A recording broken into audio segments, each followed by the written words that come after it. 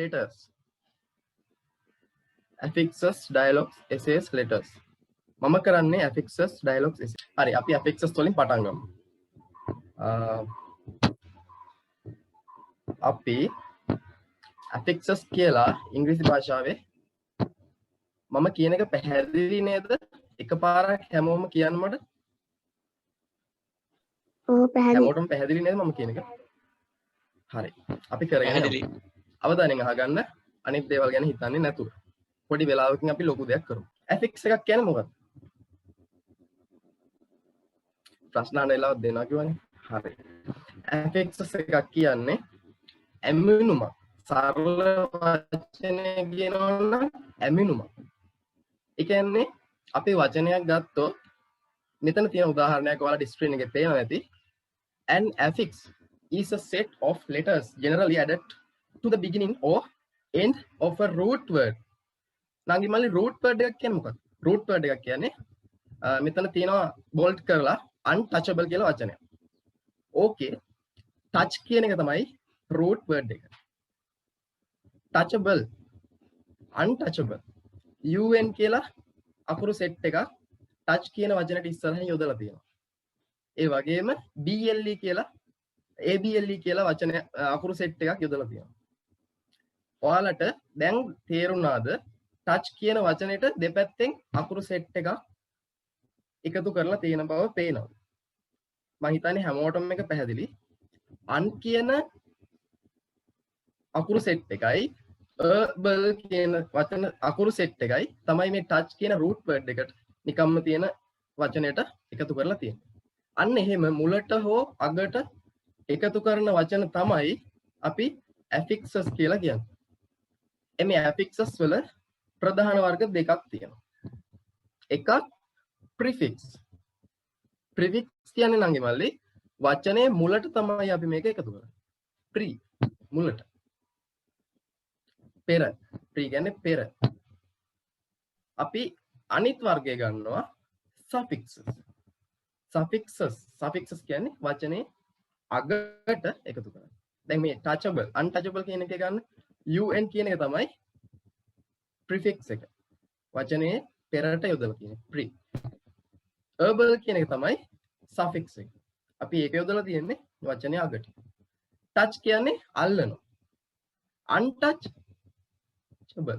touchable ඇල්ලිය හැකි. untouchable ඇල්ලිය නොහැකි. තේරුණා නේද? මෙතනදී affix එකකින් අපි මේ වචනේ modify කරනවා. වචනේ අර්ථය වෙනස් කරන්න පුළුවන්. අර්ථය වැඩි කරන්න අඩු කරන්න පුළුවන්. The two main බලගන්න දෙවෙනි passage එක. The two main types of affixes are prefixes and suffixes. In the untouchable example above, un is the prefix. Un කියන්නේ prefix එක මම කිව්වා වගේම. And able is the suffix. For another example, තවත් උදාහරණයක් අපි ගමු නංගි මල්ලි. Let's examine the root word reserve. Reserve කියන්නේ ඔක වෙනස් කරන්න පුළුවන් තව විදිහකට. Unreserved. සම්පූර්ණයෙන්ම වචනේ තේරුම අනිත් පැත්ත හැරෙනවා නැත්නම් modify වෙනවා. හරි. අපි යමු prefix වල. prefix වලදී අපි මේක ගැඹුරෙන් කතා කරනවා යම් තරමකට. බලන්න prefixes වර්ග කිහිපයක් තියෙනවා. මෙතන පළවෙනි එක anti කියන්නේ නැන්දද නෑ. anti කියන්නේ ප්‍රති, against or opposite. මේ ප්‍රති කියන තේරුම තමයි මෙතනදී එන්නේ. Do you think the ending of the latest Avengers movie was anticlimactic? මේක අවසානයේ මේ හිත අහන්නේ climatic කියන එක anti ඒක විරුද්ධව අහන්නේ. climatic කියන එකේ වචනේ අර්ථය සම්පූර්ණයෙන්ම මෙතනදී ප්‍රති වෙනවා. anticlimactic. ඔයා හිතනවද Avengers චිත්‍රපටි මාලාවේ අවසාන එක හාස්‍ය ජනක වෙන්න ඕන මගේ මතකයේ හැටියට නොවේද කියලා. this ඊළඟට this lack of apart reversal or not. this කියන එක this කියන prefix එක වචනයක් මුලට දැම්මොත් නම් ඉමල්ලි advantage කියන එක ගන්න අපි. මෙතන තියෙන උදාහරණයක් advantage කියන්නේ වාසිය. හැමෝටම තේරෙනව නේද? වාසිය. disadvantage කිව්වොත් අවාසිය. සම්පූර්ණයෙන්ම වචනේ modify වෙලා. ඊළඟ එක in. දැන් මම මේකට තියෙන වාක්‍ය පැහැදිලි කරලා දෙන්නම්. Her lack of French put her at a disadvantage throughout her travels. ඇයගේ ප්‍රංශ දැනුම අඩුකම ප්‍රංශ භාෂාව මදිකම නිසා මුළු චාරිකාවම ඇයට අවාසිදායක වුණාලු. අපි මේ වාක්‍යයක් යොදද්දී root word එකකට prefix එකක් suffix එකක් එකතු කරලා ඒ අර්ථයක් දෙනවා මේ වාක්‍යෙට. The new employee. Next one අපි ගන්න in. ගන්න adequate කියන වචනේ තමයි මෙතන අපිට උදාහරණයකට දීලා තියෙන්නේ. adequate. inadequate. adequate කියන එක සම්පූර්ණයෙන්ම අනිත් පැත්තට. The new employees felt 2 hours of training was inadequate. adequate කියන්නේ ප්‍රමාණවත්. inadequate කියන්නේ ප්‍රමාණවත් නොවේ. අලුත් සේවකයාට දැන්වලු ඇයගේ පුහුණුව පැය දෙකක පුහුණුව මේ වැඩේට ප්‍රමාණවත් නැහැ කියලා. next one miss. miss කියන prefix එක අපි යොදනවා ඒ root word එකේ වචනේ අර්ථය වෙනස් කරන්න. වැරදි කියලා හඳුන්වනවා. The ancient manual was full of misinformation. information කියන්නේ තොරතුරු. misinformation වැරදි තොරතුරු වගේ අර්ථයක් කියන්නේ. ඊළඟට නංගි මල්ලි none. none කියන්නේ not කියන අර්ථය. මේ prefix එක අපි දානවා fat කියන මේ root word එකට මෙතන. fat කියන්නේ මේදය, non fat කියන්නේ මේදය රහිත. non fat milk. The worst part of a low fat diet is non fat milk. මේදය රහිත. fat නම් මේදය, non fat, non කියන prefix දාපුවම fat එක non fat. හරි සරලයි. pre before or in front of මුලට දාන්න. dates predates පුරෝකථනය කරනවා. පෙර කියන අර්ථය එන්නේ. ඊළඟ එක not or reversal. This part pie is rather unsavory. savory කියන එක සම්පූර්ණයෙන්ම වෙනස් වෙනවා. not කියන අර්ථය එනවා unsavory. anticlimactic, disadvantage, inadequate, misinformation, non-fat, predates, unsavory. අපි යමු ඊළඟ major part එකට. suffixes. suffixes කියන්නේ නංගි මල්ලි අර root word එකේ අගට යොදන අකුරු කොටස. prefixes නම් මුලට, suffixes නම් අගට. Suffixes are attached to the end of a root word. හරි නේද මම කිව්වා? අවසානයේ තමයි මේ suffix එකක් කියන එකක් යොදන්නේ. root word එකේ අගට. They too create a new word with a new meaning. අලුත් වචනයක් හදනවලු මේක අගට දාපුවම. Review this list of common suffixes along with their meanings and sample sentences. අපි මේ උදාහරණ බලාගෙන යමු. herbal. පළවෙනි එක තේනව නේද? herbal.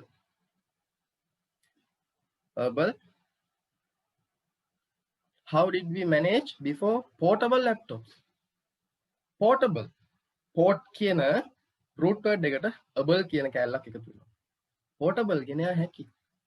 වචනේ අර්ථය qualify කරනවා. when he mutters, ඔහු මුමුණද්දී මැසිවිලි නගන. his speech is incomprehensible.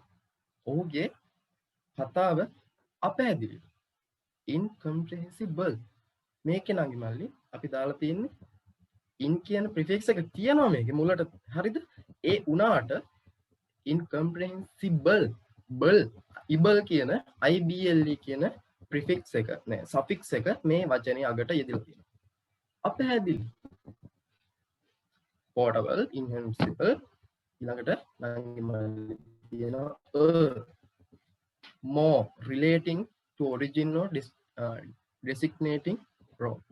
Since he is a professional driver, drive er කියන එක යෙදිලා driver පදවන්න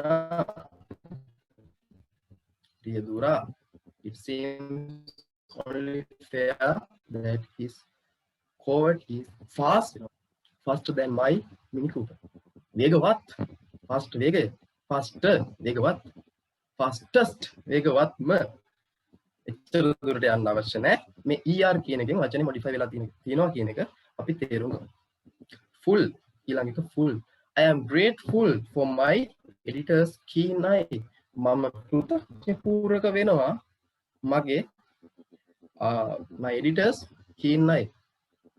මගේ එඩිටර්ගේ දක්ෂ ඇසට. grateful වචනේ modify වෙනව නේද? අනිවාර්යෙන් වෙනවා. less කියන්නේ නංගි මල්ලි without කියන එක. එතන life without books is meaningless. meaningful කිව්වොත් පිරිලා. I am grateful කියන්නේ full කියන suffix එක දාලා. මෙතන meaningless අර්ථයක් රහිතයි. පොත් වලින් තොර ජීවිතේ අර්ථ රහිතයි. මේ වචනේ modify කරලා දුන්නා. ඊළඟට තියෙනවා නංගි මල්ලි meant. action, result or resulting state. His poor choices resulted in a disenfranchisement from the community. වචනය modify වෙනවා. His poor choices result. ඔහුගේ මේ තෝරා ගැනීම disenfranchisement, entertainment අන්න ඒ වගේ මේ suffix එක මේ root word එකට දාලා අපි මේ වාක්‍යයට ලොකු modify එකක් දෙනවා. lie in a specified manner. අවසාන එක තමයි lie. They unsuccessfully planned an attack on innocent tourists. ඔවුන් අසාර්ථක ලෙස සැලසුම් කරාලු. They unsuccessfully planned මේ අහිංසක ටූරිස්ට්ලට ප්‍රහාරයක් දියත් කරනවා. unsuccessfully, beautifully, gratefully. ඔන්න ඔහොම වචනයක modify කරන්න, වචනය modify කරන්න, වචනයක අර්ථය වෙනස් කරන්න suffixes and prefixes අපිට යොදා ගන්න පුළුවන්. අපි ඊළඟට යනවා. ඊළඟ වාක්‍යය ඔයාලට පේනවා නම් කියවන්න. It's important to note that you can add more than one prefix or suffix to a word. ඔන්න නංගි මල්ලි මම කිව්වා වගේ prefix එකක් විතරක් දාලා නවත්තන්නත් පුළුවන්. නැත්නම් suffix එකක් විතරක් දාලා නවත්තන්නත් පුළුවන්. නැත්නම් ඔය දෙකම දාන්නත් පුළුවන්. මුලට සහ අගට. prefix එකක් නම් මුලට, suffix එකක් නම් අගට. You can see it in words above like disenfranchisement and unsuccessful. ගන්න unsuccessful කියන වචනේ.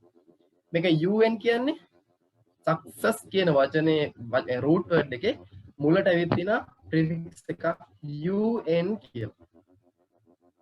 අගට ඇවිත් තියෙන prefix suffix එක fully කියලා. ly prefix එකත් ඇවිල්ලා suffix එකත් ඇවිල්ලා.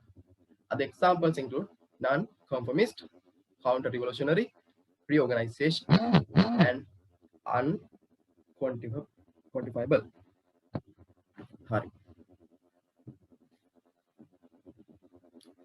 හරි අපි ඊළඟට යනවා. මෙතනදී spelling වෙනස් වෙන විදිහ කතා කරමු. spellings. ඒ කියන්නේ අකුරු ටික. In some cases the spelling of a root word is altered when a suffix is added. suffix එකක් එකතු වෙද්දී ඒ කියන්නේ වචනේ root word එකේ අගට අර අකුරු set එකක් එකතු වෙද්දී සමහර අකුරු යනවා අයින් වෙලා. ඒ මොනවද? Consider the word unimaginable. Its root is imagine. Imagine කියන වචනේ unimaginable කියලා තියෙනවා. මේ imagine කියන වචනේ නංගි මල්ලි IMAGINE e අකුරක් තියෙනවා අගට. මෙතනදී මේ e අකුර කියවෙන්නේ නැති silent letter එක. e වෙනුවට අපි දානවා able. IMAGINABLE. e කො ඊ අයින් වෙලා ගිහිල්ලා. තේරුණාද? හරි. තවත් ප්‍රධාන නීතියක් තියෙනවා. And the common side is the changing of a y to an I. y වෙනුවට දෙන තැන් තියෙනවා. ගන්න මෙතන තියෙන උදාහරණය pretty. pretty කියන්නේ ලස්සන. pretty girl. ලස්සන ගැහැණු ළමයා. අන්න ඒ වගේ. If you want to say someone is more pretty, ඔයාලට ඕන වෙනවා ඒ තියෙන pretty කිය තවත් වැඩි කරලා modify කරලා කියන්නේ වචනේ අර්ථය වැඩි කරලා කියන්නේ. ඔයා ගන්නවා prettier. නාගි මල්ලි y වෙනුවට I යෙදිලා er එනවා. Her look like Ingrid Bergman. මෙතන තියෙන උදාහරණයක් තමයි. Of course, where there's a spelling rule, there's an expectation for more on what. හරි. අපි affixes කරලා ඉවරයි. affixes ගැන මොනවම හරි ගැටලුවක් තියෙනවා නම් ඉක්මනින් ඉදිරිපත් කරන්න අපිට තව ගොඩක් ඒවා කරන්න තියෙනවා. හොඳයි. නාගි මල්ලි essays. එහෙම නැත්නම් රචනා. රචනා කියන්නේ අපි දන්නවා මේක ලතින් වචනයක් exagium කියන වචනේ තමයි අපි මේ essays කියලා කියන්නේ. අපි අද ඉගෙන ගමු මේ රචනා අපි ලියන්නේ කොහොමද? මේ රචනා වර්ග මොනවද තියෙන්නේ කියන එක. රචනාවක් කියන්නේ කෙනෙකුගේ තර්කයේ පැත්තක් නැත්නම් කෙනෙකුගේ අත්දැකීමක්. කතාවක් වගේ දෙයක් නියෝජනය කරන කෙටි ලිවීමක්. රචනා වර්ග ආකෘතිය සහ රචනා ලිවීම සඳහා ඉඟි අපි අද ඉගෙන ගමු. රචනයක් කියන්නේ ඇත්තටම කෙනෙක්ගේ ලේඛකයෙකුගේ කතාව ගැන හර දැක්වීමක්. ඒක බොහෝ විට කතාවක් නැත්නම් ලිපියක් සමග සමපාත වෙනවා. විධිමත් රචනා සහ අවිධිමත් රචනා කියලා තියෙනවා. විධිමත් රචනා සාමාන්‍යයෙන් යන්නේ ශාස්ත්‍රීය ස්වභාවයකට. බැරෑරු මාතෘකා එක තමයි මේක වැඩ කරන්නේ. අපි ඕලෙවලදී කතා කරන්නේ වඩාත් පෞද්ගලික. එහෙම නැත්නම් අවිධිමත්. බොහෝ විට හාස්‍යජනක අංග ඇති රචනා ගැන තමයි අපි අවධානය යොමු කරන්නේ. රචනා වර්ගය ලේඛකයාට තම පාඨකයාට පැවසීමට අවශ්‍ය දේ මත රඳා පවතිනවා. ඒ කියන්නේ අපි ඉදිරිපත් කරන දේ අනුව මේ රචනා වර්ග වෙනස් වෙනවා. පුළුල් ලෙස රචනා වර්ග හතරක් තියෙනවා. ආඛ්‍යාන රචනා ඔයාලට පේනවා ඇති ස්ක්‍රීන් එක. ආඛ්‍යාන රචනා narrative essays. ඊළඟට descriptive essays විස්තරාත්මක රචනා. expository essays නිරාවරණ රචනා. argumentative essays තර්ක විතර්ක. තර්කාත්මක රචනා. අපි මේ හතර ගැන පොඩි පැහැදිලි කිරීමක් එක්ක ඊළඟට යනවා රචනාවක් කියන ආකෘතිය සහ ඒවා ලියන්න ඔයාලට ලකුණු ලබා ගන්න පුළුවන් විදිහට ලියන ඉඟි. අපි මුලින්ම බලමු මොනවද මේ narrative essays කියන්නේ කියලා. narrative essays. ඔයාලට ස්ක්‍රීන් එක පේනවා. මේ ආඛ්‍යාන රචනාවක් එහෙම නැත්නම් narrative essay එකක් කියන්නේ ලේඛකයා කියන්නේ මේ අපිනේ ලේඛකයා. මේ එක්සෑම් එකේදී අපි ලේඛකයා වෙන්නේ. අපි ලියනවා. අපි යම් සිද්ධියක් හෝ කතාවක් රචනාව හරහා විස්තර කරනවා. narrative essay එකක් කියන්නේ එහෙම දෙයක්. මෙතනදී අපි first person නැත්නම් ඒ කතාව ඇතුලේ ඉන්න පුද්ගලයා. එහෙමත් නැතිනම් third person. මේ කතාව දකින්න පුද්ගලයා විදිහට මේක ලියන්න ඕනේ. ආඛ්‍යාන රචනාවක් narrative essay එකක් ලියීමේ පරමාර්ථය වෙන්නේ ඒ සිදුවන විට ඒ පාඨකයා, ඒ කියන්නේ මේක කියවන කෙනා මේ විස්තරය දකින්න ඕන. මේක මෙහෙම වෙද්දි මෙයා මෙතන හිටියා කියලා එයාට දැනෙන්න ඕන. ඒ නිසා ඒක හැකිතරම් විචිත්‍රවත් ඒ වගේම සැබෑ එකක් බවට පත් කරන්න. ඒක ඔයාට පුළුවන්. මේක කරන්න පුළුවන් එක ක්‍රමයක් තමයි මේකට කියනවා අපි පෙන්වන්න. කියන්න එපා. කියන්න නෙමෙයි මේක තනිකරම පෙන්වීමක් තමයි තියෙන්නේ. මේක මවලා පෙන්වන්න ඕනේ. ඒ නිසා ඔයා කතාවට පාඨකයව සම්බන්ධ කරගන්න ඕනේ. ආඛ්‍යාන යන්නේ අදහස් වෙන්නේ ඔබ යම් දෘෂ්ටි කෝණයකින් මේ කතාව පැවසීම. ඔබ පෞද්ගලික ආඛ්‍යාන රචනයක් ලිවීමට බලාපොරොත්තු වෙනවා නම් නංගි මල්ලි ඒක ආරම්භ කිරීම සඳහා උපදෙස් කීපයක් මෙතන තියෙනවා. මෙතන ඔයාලට පේනවා ඇති මෙන්න මේ highlight කරපු instructions ටික. පළවෙනි එක තමයි include sensory and emotional details so the reader will experience the story, not just read about it. ඒ කියන්නේ සංවේදී සහ චිත්ත වේගයේ තොරතුරු ඇතුළත් කරන්න. එතකොට මේක කියවන කෙනා මේක අත්විඳිනවා. කියවීම පමණක් නෙමෙයි අත්දැකීම. එයා ඒක විඳිනවා. ඊළඟට allow the story to support the point you are making and make reference to that point in the first sentence. ඔයා කියන කරුණට, ඔයා කියන කතාවට සහාය දැක්වීමට මේ කතාවේ කරුණ ඉදිරිපත් කරන්න.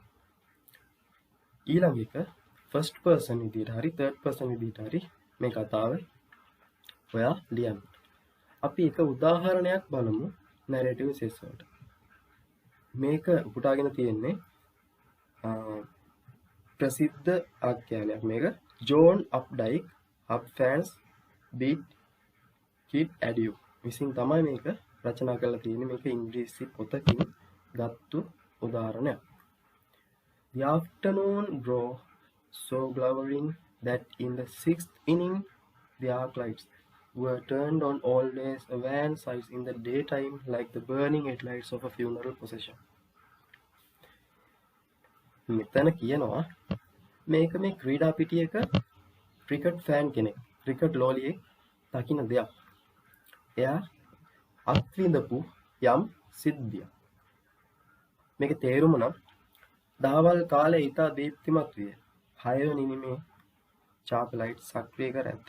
අවමංගල්‍ය පෙරහැරක දැවෙන හෙඩ්ලයිට් මෙන් දිවා කාලයේ සෑම විටම නොපෙනෙන දසුන. අවසානයේ තියෙනවා we stood all of us and applauded. අපි හැමෝම හිටගෙන අත්පොලසන් දුන්නා. මේ එයා අත්දැකීමක් විස්තර කරනවා. හොඳයි. ඊළඟට අපි යනවා descriptive essays වලට. මේක ගොඩාක් ඔළුවට ලොකු බරක් කරගන්න එපා. අපි රචනා ප්‍රධාන වර්ග 4 සරලව දැන ගැනීමට තමයි මේ ටික කියලා දෙන්නේ. Descriptive essays. නංගි මල්ලි මෙතන බලන්න. Here the writer will describe a place, an object, an event or maybe even a memory. මොකද්ද මේ කියන්නේ? මේකෙදී අපි ස්ථානයක් යම් වස්තුවක් සිද්ධියක් එහෙමත් නැත්නම් අපේ පැරණි මතකයක් තමයි විස්තර කරන්නේ. ඒක හුදෙක් දේවල් පැහැදිලි කිරීමක් විතරක් නෙමෙයි. ලේඛකයා, ඒ කියන්නේ අපි අපේ වචන වලින් මෙතන පින්තූරයක් අඳිනවා. ඒක කරන්න පුළුවන් එක දක්ෂ ක්‍රමයක් තමයි පාඨකයාට දැනෙන්න මේක ලියන එක. කලින් වගේම පේන එක විතරක් නෙමෙයි යාට මේ අපි කියන විස්තරේ සුවඳ, ශබ්දය, ස්පර්ශය, ඒ වගේ සංවේදාවයන් ඒවත් දැනෙන විදිහට අපිට මේ කතාව ලියන්න පුළුවන්. හොඳ ලකුණු ගන්න පුළුවන් රචනාව මේ විදිහට ලියුවොත්. විස්තරාත්මක රචනයක් හොඳින් කළාම පාඨකයාට, ඒ කියන්නේ කියවන කෙනාට ඒක දැනෙනවා. විස්තරාත්මක රචනාවලින් මිනිස්සු, වස්තු, සිදුවීම් සහ හැඟීම්ගත ලක්ෂණ අන්න ඒ වගේ දේවල් විස්තර කරනවා. උදාහරණයක් ගන්න. ඔයා විස්තර කරනවා රෝස මල් ගැන. එතනදී දැන් මේ බලන්න. ඒ වගේ ආරම්භය. ඒ වගේ පෙනුම. ඊළඟට වර්ණය. ඊළඟට සුවඳ. මෙන්න මේ වගේ පෙළ ගැස්වීමකට මේ කරුණ ඉදිරිපත් කරනවා. එතකොට මෙතන කතාව නියම විදිහට ගැලපිලා එනවා. තව උදාහරණයක් ගමු. මට මෙතනදී ලියන්න ඕන වෙනවා මට නිදිමතයි කියලා. මේක අපිට තව කියන්න පුළුවන් විදිහක් තියෙනවා. මේ While I waited for Santa, my eyelids grew heavy. The lights on the tree began to blur. මම නත්තල්සිය එනකම් බලන් ඉද්දි මගේ ඇසිපියේ බර වුණා. ගසෙහි විදුලි පහන් අපැහැදිලි වුණා. මගේ හිස බර වෙන්න ගත්තා. මෙතනදී විචිත්‍රවත් විස්තරයක් සපයනවා පාඨකයාට. ඒ කියන්නේ කියවන කෙනාට. ඒක එතන ඉන්නවා වගේ දැනෙනවා. හරි අපි එක උදාහරණයක් ගමු මේ විස්තරාත්මක රචනාවලට. Examples of descriptive essays. A student at Rowan Estate Community College managed to spice up a first visit to a dinner. Watch how descriptive things get. එතන කියන්නේ රෝන් ප්‍රාන්ත ප්‍රජා විද්‍යාලයේ ශිෂ්‍යයෙක් රාත්‍රී භෝජන සංග්‍රහයකට පළමු වරට ආව වෙලාවේ එයා ඒ අත් විඳපු දේ විස්තර කරලා තියෙනවා. When entering the door at Lowe's, two things are immediately noticeable. Lowe's when දොරටුවට ඇතුළත් වෙද්දී දොරෙන් ඇතුළට යද්දී කාරණා දෙකක් දැක්කලු. The place is rarely empty and seems to consist of a maze of rooms. මේ ස්ථානයේ කලාතුරකින් හිස් වෙලා කාමර කීපයකින් සමන්විත එකක්. පළමු කාමරයේ දොර හරහා අවන්හලේ ප්‍රධාන කොටසටලු යන්නේ. තවත් මෙයා විස්තර කරලා තියෙනවා මෙම අවන්හලේ ප්‍රධාන කෑම කාමරය ගැන, මුළු තැන්ගෙට යන පැත්ත ගැන, ඒ වගේම මෙතන යා වඩාත් ප්‍රිය කරන දේ තමයි මේසේ. ඕනෑම කෙනෙකුට ලුට දිය හැකි ඉහළම උපකාරය තමයි මෙතනදී උපහාරය තමයි උන්ට මේසේ ආසන සඳහා ප්‍රවේශ වීමට ඉඩ ලබා දීම. අන්න එයා විස්තර කරලා තියෙනවා එයාගේ අත්දැකීම හරිම රසවත් විදිහට. මෙම මේසය this table is the family table. It is reserved for Lois and her daughter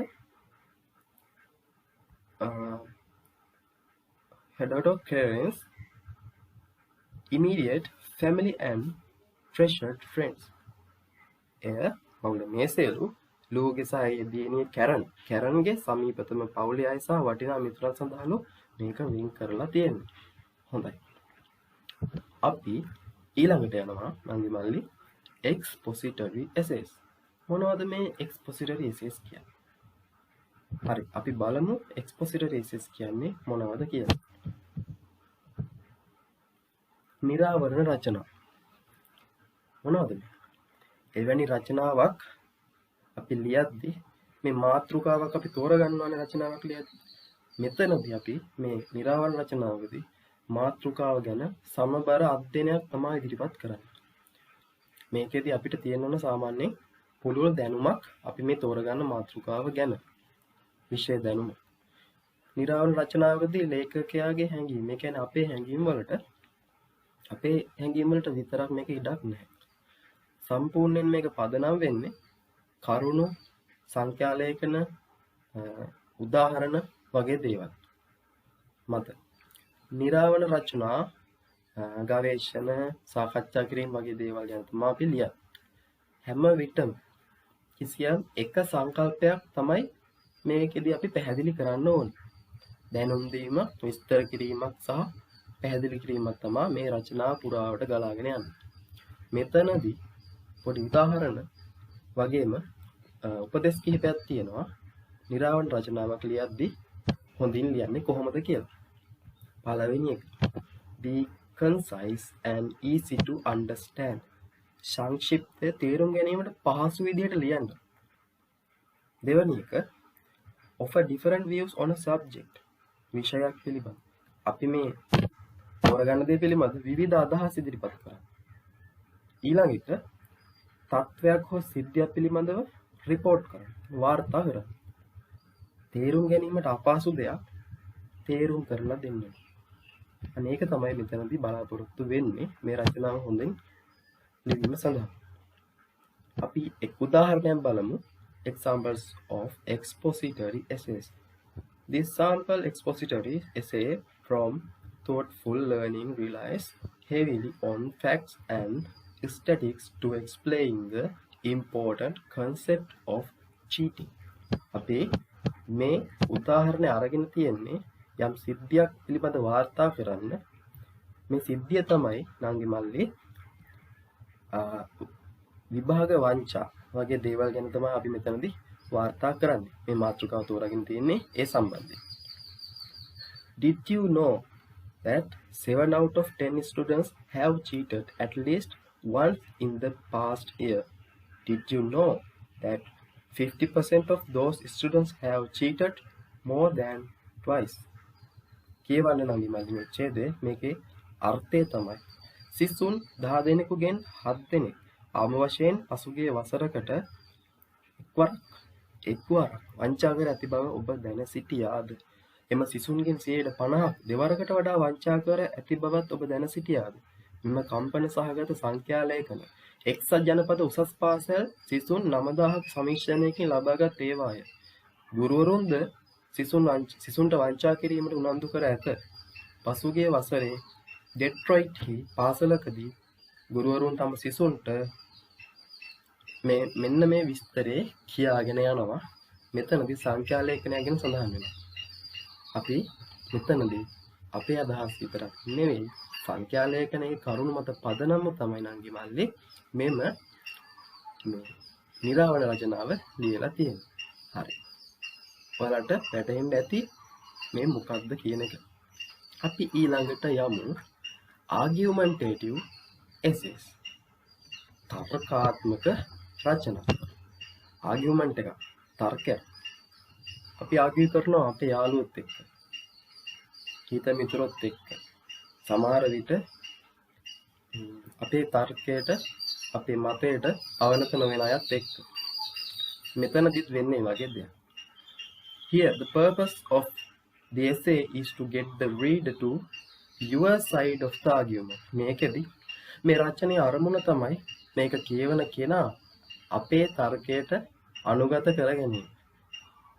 මේක හේතු ගන්නවන රචනයක්. කරුණු ඉදිරිපත් කිරීමෙන් මේක හේතු ගන්නවන්න පුළුවන්. අපේ දෘෂ්ටි කෝණය පාඨකයාට පෙන්වන්න. අපි තමයි මෙතන ලේඛකයා. පාඨකයා කියන්නේ මේක කියවන ගුරුවරයා. ගුරු භවත. තර්කයේදී අපි දෙපැත්තටම කරුණු ඉදිරිපත් කරනවා. නමුත් අවසාන පරමාර්ථය වෙන්නේ අපි ඉදිරිපත් කරන තර්කය වැඩි බරක් දරන බව පාඨකයාට හේතු ගන්නවා. අපේ මතය. සංඛ්‍යා ලේඛන හෝ විශේෂ ඒ තොරතුරු මත සාක්ෂි සමග මේක තීරණය කරන්න පුළුවන්.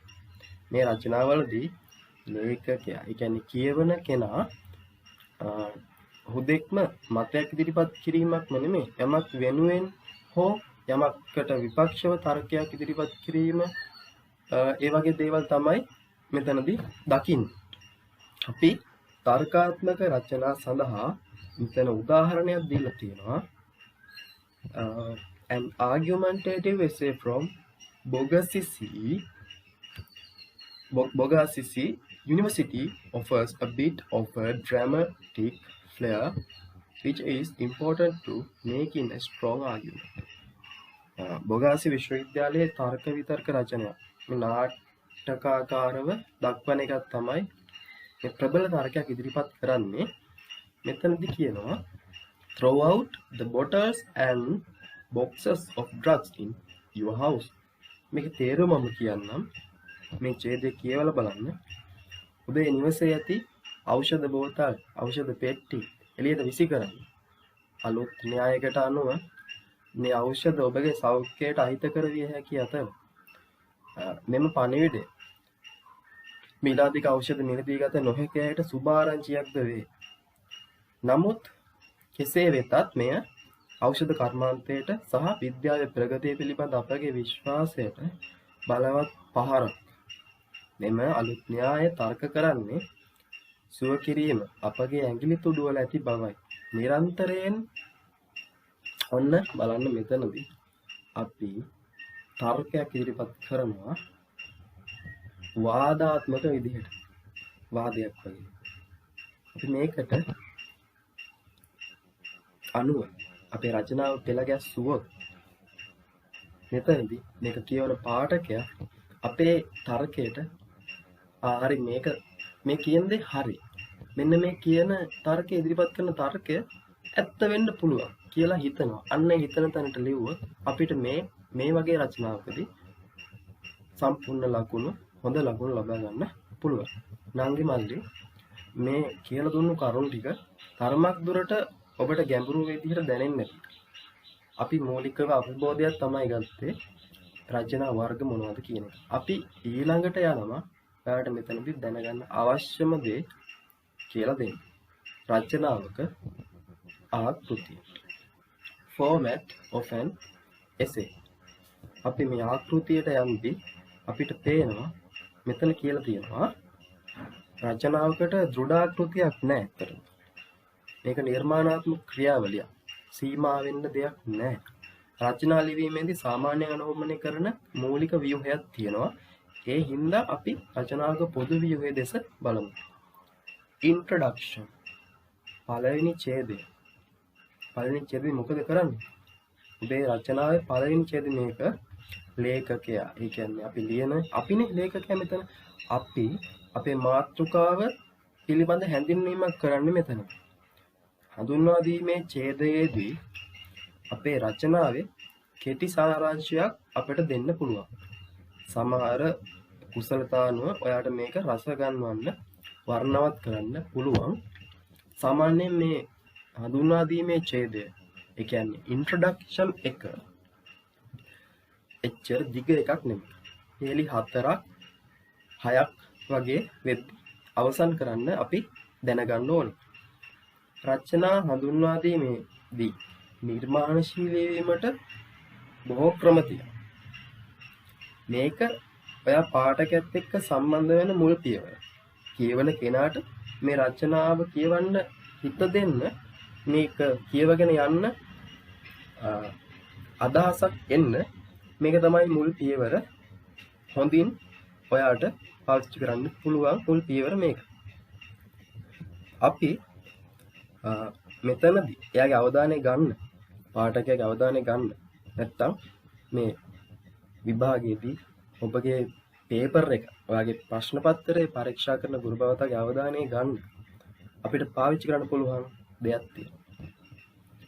සමහර විට ඔයාලට පුළුවන් මේ රචනාව අර්ථ දැක්වීමකින් පටන් ගන්න ඩෙෆිනිෂන් එකකින්. නැත්නම් හිතෝපදේශයකින් මොකක් හරි පඬිත වාක්‍යයකින් මාතෘකාවට අදාළව. නැත්නම් ප්‍රශ්නකින් ආරම්භ කරන්න. මෙතනින් දැනගන්නවා හරි මේ රචනාව හොඳට ලියලා තියෙනවා කියන එක. ඊළඟට නංගි මල්ලි මේ ඉන්ට්‍රොඩක්ෂන් එකෙන් පස්සේ අපි යනවා රචනාවේ ප්‍රධාන කොටස. මේන් බොඩි. ඔයාලා ගන්න මෙතන අපි කියලා දෙන විදිහටම පාම් පෙති දෙකකට මැදි කරපු බටර් තට්ටුවක් ගැන හිතන්න. නැත්නම් සෑන්ඩ්විච් එකක් මැද්දේ තියෙන මොකක් හරි පේස්ට් එකක්. එළවලු නැත්නම් මස්. අපි ඉන්ට්‍රොඩක්ෂන් එක දකින්නේ අර උඩින් තියෙන පාම් පෙත්ත වගේ. බොඩි එක මෙතනදී අපි කියපු බටර් ටික නැත්නම් මස් නැත්නම් එළවලු. ඔන්න ඔය ටික තමයි මේකේ රසවත්ම කොටස. මේන් බොඩි එක. මෙතනදී අපි කරන්න ඕන වැදගත්ම දෙයක් තියෙනවා. අපේ රචනාවේ ප්‍රධාන හරය මේකෙදි එක ඡේදයකට සීමා වෙන්නේ නැහැ. මේ අන්තර්ගතය ඡේද දෙකක් හෝ ඊට වැඩි ගණනක් දක්වා විහිදවලා ලියන්න අපට පුළුවන්. සාමාන්‍යයෙන් අපිට මේක ඇතුළතදී තමයි ගොඩක් තොරතුරු ඉදිරිපත් කරන්න තියෙන්නේ. අපි සාමාන්‍යයෙන් කරන වැරැද්දක් තමයි මේක කියවන කෙනාව ව්‍යාකූලත්වයට පත් වෙන ආකාරයෙන් ලියන්න එපා එහෙම. ඒ හින්දා අපි අන්තර්ගතය හරියට සංවිධානය කරගන්න ඕන ලියන්න කලින්. මේක කියවන කෙනාට තේරුම් ගන්න හැකි පරිදි ක්‍රමානුකූල ප්‍රවාහයක පිළිවෙලට තොරතුරු ටික පෙළගස්වගෙන යන්න. කතාව ගලාගෙන යන්න සලස්වන්න. උදාහරණයක් විදිහට ඔයා යම් සිදුවීමක් විස්තර කරමින් හිටියා කියලා හිතන්න. මේක කරද්දී හොඳම ක්‍රමය මේකෙදි මේක පිළිවෙලකට කාලානුක්‍රමිකව පිළිවෙලකට ඔයා මේ කතාව ගොඩනගාගෙන යන්න. හරි. මේන් බොඩි එකේදී කරන්න ඕන වැදගත් දේවල් තමයි ඊළඟට නංගි මල්ලි අපි යනවා කන්ක්ලූෂන් එකට. කන්ක්ලූෂන් එක කියන්නේ මේ රචනාවේ අවසාන ඡේදය. සමහර විට මේක නිගමනයකින් නැත්නම් මොකක් හරි හොඳ අදහසකින් තර්කයකින් ඉදිරිපත් කරන්න අපට පුළුවන්. මුල් ඡේදයට සමාන වෙනවා. නමුත් ඒකේ තියෙන වාක්‍ය ඒ විදිහටම අපි ලියන්නේ නැහැ. කතාවක් හෝ තර්කයක් සාරාංශ කිරීම නිගමනයේ හොඳ තැනක් මේක. මේ අවසානයේ. යම් සදාචාරාත්මක දේවල් මෙතනදී අපිට ලියන්න පුළුවන්. කතාවක් අපේ අදහසක් වගේ දෙයක්. ඔබේ රචනාව ඔබට සම්පූර්ණ කරන්න පුළුවන්. ඒ කියන්නේ මේක completely perfectly ඉවර කරන්න පුළුවන්. මෙන්න මේක මේ conclusion එක හරියට කළොත්. නැත්තම් මේක අවසානයක් නෑ. අගක් මුලක් නැති දෙයක් වගේ වෙනවා. මුල සමග සම්බන්ධ කරන්න. ඒ කියන්නේ introduction එකට parallel සමාන්තරව යන අදහස් ටිකක් මෙතන ඉදිරිපත් කරලා අපි රචනාව ඉවර කරනවා. ඔබගේ රචනාව හොඳට සාර්ථකව ලියලා තියෙනවා. මෙතනදී ඔබට අවශ්‍ය ලකුණු උපරිම ප්‍රමාණය ලැබේ. අපි ඊළඟට මල්ලි පොඩි ටිප්ස් ටිකක් දෙනවා මේ රචනා ලියන්න සඳහා. tips for essay writing. රචනා ලියන්න සඳහා උපදෙස්. අපි කියමු මේ ටික. Give your essays an interesting and appropriate title. රචනාවට සිත් ඇද ගන්න සුළු මාතෘකාවක් දෙන්න. ඇත්තට මෙතනදී අපිට විභාගයේදී නම් සාමාන්‍ය පෙළ විභාගයේදී අපිට දෙන මාතෘකා කීපයක් තියෙනවා. අපි ඒක තෝරගන්න. ඇත්තම විට එකක් දීලා තියෙන පුළුවන් අපි ඒක තෝරගන්න. පාඨකයාගේ අවධානය දිනා ගැනීමට හොඳ මාතෘකාවක් තෝරගන්න. දෙවෙනි එක. Keep it between 300 and 500 words. This is the ideal length. You can take creative license to increase or decrease it. මෙතනදී වචන 300ත් 500ත් අතර තබා ගන්න කියලා තියෙනවා. ඇත්තටම විභාග ප්‍රශ්න පත්‍රයේදී ඔයාලට උපදෙස් දීලා තියෙනවා වචන 250කට සීමා කරන්න. නැත්නම් වචන 200කට සීමා කරන්න වගේ සංඛ්‍යාවක් දීලා තියෙනවා. ප්‍රමාණයක්. ඔයා ඒ උපදෙස් හරියට අනුගමනය කරන්න. උපදෙස් අනුගමනය කිරීම ඔබගේ රචනාව සාර්ථක ගැනීමට ලොකු උපකාරයක් වෙනවා. තුන්වෙනි, keep your language simple and crisp. Unnecessary, complicated and difficult words break the flow of the sentence. ඔයා පාවිච්චි කරන ලිවීමේ භාෂාව, ඉංග්‍රීසි භාෂාව හරි සරලව ලියන්න. සරලව රසවත්ව. අනවශ්‍ය සංකීර්ණ දුෂ්කර වචන යොදන්න එපා. කියවන කෙනාට තේරුම් ගන්න පහසු විදිහට සරලව ලියන්න. ලකුණු වැටෙනවා ටක් ගන්න. නැත්නම් ඔහුට තේරුම් ගන්න අමාරුයි. ඒ අමාරුකම නිසාම ඔබගේ ලකුණු අඩු වෙන්න පුළුවන්. ඊළඟ එක. ව්‍යාකරණ වැරදි කරන්න එපා. පුළුවන් තරම් ඒව නිවැරදිව සිද්ධ කරන්න. විරාම ලකුණු නිවැරදි තැන් වලට යොදන්න. නිවැරදි අක්ෂර වින්‍යාසය පාවිච්චි කරන්න. ඊළඟ අවසානම ටිප් එක තමයි before beginning the essay, organize your thought and plot a rough draft. This way you can ensure the story will flow and not be an unorganized mess. රචනාව පටන් ගන්න කලින් ඔයාගේ රචනාව ඔයා සරලව සංවිධානය කරගන්න. හිතේ මේ ආකාරයෙන් ඔයාගේ කතාව ලස්සනට ගලාගෙන එනවා. සංවිධානාත්මකව දෙයක් කරනවා නම් ඒ දේ අසාර්ථකත්වයක් ඇති වෙන දෙයක් වෙන්නේ නැහැ. ඒක හොඳට පටන් ගන්න ඒ වගේම කරගෙන යන්න සහ අවසන් කරන්න පුළුවන්. අපි පොඩි ප්‍රශ්න කිහිපයක් තියෙනවා. ඒ ටික බලමු. මොකද්ද මේ පහුගිය කාලෙදී එක්සෑම්ස් වලට ලැබුණු ප්‍රශ්න සහ ඒවට අපි කොහොමද මුහුණ දෙන්නේ කියලා. තියෙනවා. question 1. මේ ටික හොඳ අවධානයෙන් අහගන්න. test 16. Write on one of the following. Use about 200 words. මෙතන උපදෙස් දීලා තියෙනවා. මෙතනින් එකක් තෝරගන්නලු. වචන 200ක් කියන ප්‍රමාණයට සීමා කරන්න. A. Write an essay on let's stop brain drain. බුද්ධි ගලණය brain drain. Include the following. What brain drain is and its causes. මොකක්ද මේ බුද්ධි ගලණය කියන්නේ? ඔන්න conclusion එක. sorry, ඔන්න introduction එක. ඔයා හැඳින්වීම කරන්න ගන්නේ ඔන්න ඔතන. මොකක්ද බුද්ධි ගලණය යනු? බුද්ධි ගලණය යනු කුමක්ද? සිදු වෙන්නේ කොහොමද? How it affects a country. කොහොමද ඒ රටකට බලපාන්නේ? main body එක. main body එකට දාන්න ඒ ටික. උදාහරණත් එක්ක බුද්ධි ගලණය ගැන හැඳින්වීමක් කළා introduction එකේදී. ඊළඟට අපි main body එකේදී යනවා කොහොමද ඒ රටකට බලපාන්නේ? උදාහරණත් එක්ක. අවසාන how to stop brain drain.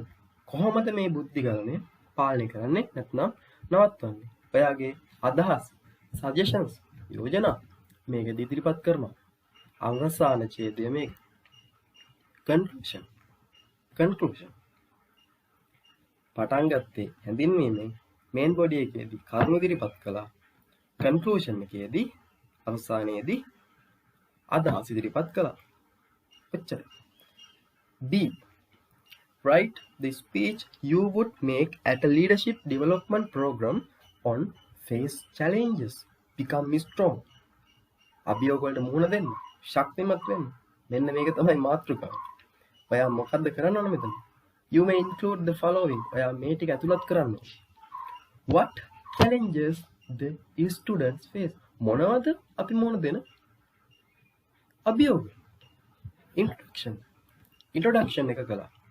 ඊළඟට main body එකට යනවා. Personal experience and examples from the society. ඔන්න උදාහරණත් එක්ක කරුණු ඉදිරිපත් කරනවා main body එකේ. අවසානයේදී conclusion එක. නිගමනය. How challenges make us strong. කොහොමද මේ challenges වලින් අපි ශක්තිමත් වෙන්නේ? තව එකක් තියෙනවා. C.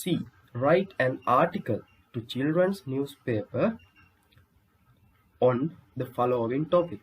Time management brings us a lot of benefits. කාල කළමනාකරණය අපිට බොහෝ වාසි ගෙන දෙනවා. මොකක්ද කාල කළමනාකරණය කියන්නේ? කාල කළමනාකරණය කියන්නේ මොකක්ද කියලා අපි introduction එක දෙනවා. ඊළඟට main body එකට යනවා how we can manage time. Work according to a timetable. මේ වගේ උදාහරණ දෙනවා. pre planning පෙර සැලසුම් කිරීම. ඔන්න ඔය වගේ උදාහරණ ටික main body එකේ ඉදිරිපත් කරලා අපි අවසානට යනවා benefits. conclusion එකට අපි මේකේ තියෙන වාසි ඉදිරිපත් කරනවා. conclusion එකේදී අපි අපේ අදහස් ඉදිරිපත් කරමු. අපි තව ප්‍රශ්නයකට යමු. තව අවුරුද්දක question එකකට. මෙතන තියෙනවා ඔයාලට පේනවා ඇති write an essay on the duties and responsibilities of us as school children to minimize the threat of COVID-19. COVID-19 කොහොමද අපි අපේ වගකීම ඉෂ්ට කරන්නේ මේ COVID-19 වලින් වැළකීමට, මේක අවම කර ගැනීමට? අපි මුලින්ම කරන්න ඕන නංගි මල්ලි මොකක්ද මේ COVID-19 කියන එක introduce කරන එක, introduction එක. ඊට පස්සේ how it spreads. කොහොමද මේක පැතිරෙන්නේ? අපි දන්න සංඛ්‍යා ලේඛනයක් උනත් මේකදී පාවිච්චි කරන්න පුළුවන්. අවසානයේදී your duties and responsibilities in school and in public places to minimize the threat. මෙන්න මේ වගේ යෝජනා ඉදිරිපත් කරනවා conclusion එකට. අවසානයට රචනාව ඉවරයි. මෙතන තියෙන්නේ washing hands, keeping the social distance අන්න ඒ වගේ suggestion යෝජනා. ඔන්න නංගි මල්ලි තව එකක් තියෙනවා. මෙන්න මේ ටික අධ්‍යයනය කරන්න හොඳින්. write an article. මෙතනත් article එකක් ලියන්න තියෙනවා. අපි මෙතනදී ගමු. මෙතන අපිට දීලා තියෙන මාතෘකාව තමයි school children should respect their teachers. පාසල් සිසුන් ඔවුන්ගේ ගුරුවරුන්ට ගරු කළ යුතුයි. හරි. මෙතන මාතෘකාව ඒක. අපි මුලින්ම ගන්නේ introduction එක. how teachers help school children. මේ ගුරුවරු කියන්නේ කවුද? කොහොමද යාළුවා උදව් කරන්නේ දරුවන්ට? අන්න ඒ හැඳින්වීම කරනවා. ඊළඟට මේන් බොඩි එකට යනවා. The importance of teachers. මේ ගුරුවරුන්ගේ අපිට තියෙන වටිනාකම. මේ ගුරුවරු අපිට කොච්චර වටිනවද? උදාහරණ, ඒ වගේ මෙයාලගේ කාර්යභාරය, ඒ වගේ දේවල් මේන් බොඩි එකේ ඉදිරිපත් කරනවා. How to respect the teachers. අපේ යෝජනා. කොහොමද මේ ගුරුවරයෙකුට ගරු කරන්නේ? කොහොමද ගුරුවරයෙකුට කෘතගුණ දක්වන්නේ? ඒ වගේ දේවල්. යෝජනා කන්ක්ලූෂන් එකේදී ඉදිරිපත් කරන්න පුළුවන්. ඒ කියන්නේ රචනාවේ අවසාන ඡේදයේදී අපි නිගමන ටික ඉදිරිපත් කරනවා. ගුරුවරයෙක් පන්තියට එද්දී ඉඳගෙන ඉන්න ආසනෙන් නැගිටලා ආයුබෝවන් නැත්නම් good morning නැත්නම් මේ වෙලාවට අනුව සැලියුට් කරනවා. ආචාර කරනවා. මේ වෙලාවට අනුව විශ් කරනවා. එතකොට ගුරුවරයෙක්ට මොනවා හරි දෙනකොට අත් දෙකෙන්ම ඒක අපි ගුරුවරයා වෙත ඉදිරිපත් කරන එක. ගුරුවරයෙක් මොකක් හරි කිව්වොත් ඒ වචනයට අපි ගරු කරලා ඒක ඉෂ්ට කරන එක. ඔන්න ඔය වගේ යෝජනා ඉදිරිපත් කරන්න පුළුවන් මේ රචනාවේ කන්ක්ලූෂන් එකට. තව එකක් තියෙනවා. අපි ඒකත් බලමු.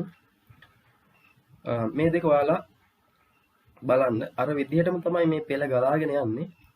මෙතනත් එහෙමයි. අපි අවසාන ප්‍රශ්නයට යමු. question number 3 and 4 දෙකක් තියෙනවා. හරි, අපි තුන්වෙනි එක බලමු. Write on one of the following an article to the school magazine on the topic challenges are a part of life. අභියෝග කියන්නේ ජීවිතේ කොටසක්. ඒක තමයි මාතෘකාව. මොනවද අභියෝග කියන්නේ? ඔන්න ඔය හැඳින්වීම කරා. What are the common challenges in life? ඔන්න උදාහරණ ටික දෙනවා මේන් බොඩි එකේදී. How should we face them and how do they make us strong? අපි කොහොමද ඒකට මුහුණ දෙන්නේ? කොහොමද ඒවා අපිව ශක්තිමත් කරන්නේ? ඔන්න ඔයාගේ අදහස් ටික, ඔයාගේ යෝජනා ටික කන්ක්ලූෂන් පාර්ට් එකේ ඉදිරිපත් කළා. රචනාව ඉවරයි. මේ බලන්න. Health is wealth. Health is wealth. නිරෝගීකම උතුම්ම ධනයලු. What is meant by health? නිරෝගීකම කියන්නේ මොකක්ද? මොකක්ද ඒකේ වැදගත්කම? කොහොමද අපි නිරෝගීව පවත්වන්නේ? රචනාව පෙළ ගස්සන්නේ ඔන්න ඔහොම. හරි සරලයි. බලන්න මේකත් ඔයාලා බලාගන්න. අපි question number 4 එකට යනවා. Write on one of the following. Use about 200 words. මේ පහත මාතෘකාව වලින් එකක් තෝරගෙන වචන 200ක සීමාවෙදී මේක ඉවර කරමු. Write a speech you are going to make at a debate on the topic reading is a better pastime than watching television. ඔයා විවාදයකට යනවා කියලා හිතන්න. ඒකේදී ඔයාලට හම්බෙන මාතෘකාව අනුව කතාවක් ගොඩනගන්න.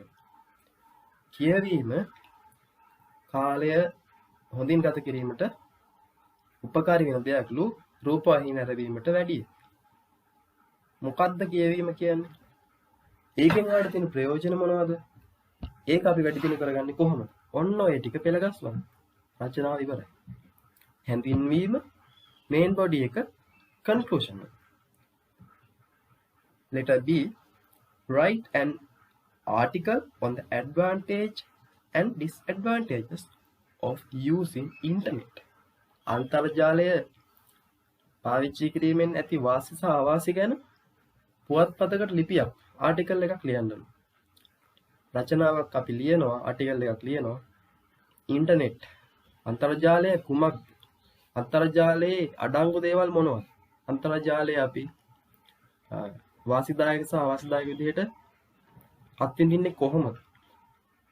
අපි ඒ වාසි සහ අවාසි ලබා ගැනීමට අන්තර්ජාලය ප්‍රවේශමෙන් පරිහරණය කරන්නේ කොහොමද? ඔන්න ඔය කරුණු ටික ඇතුළත් කරනවා. ඉන්ට්‍රොඩියුස් කළා, මේන් බොඩි එකට කරුණු ඉදිරිපත් කළා, අවසානයේදී අපේ යෝජනා ඉදිරිපත් කළා. රචනාව ඉවරයි. Write a folk tale you have heard. ඔන්න ලස්සන කතාවක් ලියන්නලු ඔයා අහලා තියෙනවා. අර විදිහටම පටන් ගන්නවා. පෙළ ගස්වගෙන යනවා කාලානුක්‍රමිකව. රසවත්ව සරල වාක්‍ය වලින්. මෙන්න මේ විදිහට නංගි මල්ලි ඔයාලා විභාගෙදී මේ අපි කියලා දුන්නු දේවල් ප්‍රයෝජනයට අරගෙන හොඳට රචනාව ලියන්න, හොඳට ආටිකල් එක ලියන්න, හොඳට සමරි එක ලියන්න, මූලික උපදෙස් ටික ඔළුවේ තියාගෙන ඔයාලට අපි මේ දෙන දෙයින් උපරිම ප්‍රයෝජනය ගන්න. එහෙනම් ඔයාලා හැමෝටම සාමාන්‍ය පෙළ විභාගය වෙනුවෙන් මම ඒ වගේම මගේ සහෝදර පිරිස සුබ පැතුම් එක් කරනවා. ගොඩක් ස්තුතිවන්ත වෙනවා අපේ මේ සෙමිනාරයකට සහභාගී වීම පිළිබඳව. හරි. Goodbye for all. God bless and Triple James bless you.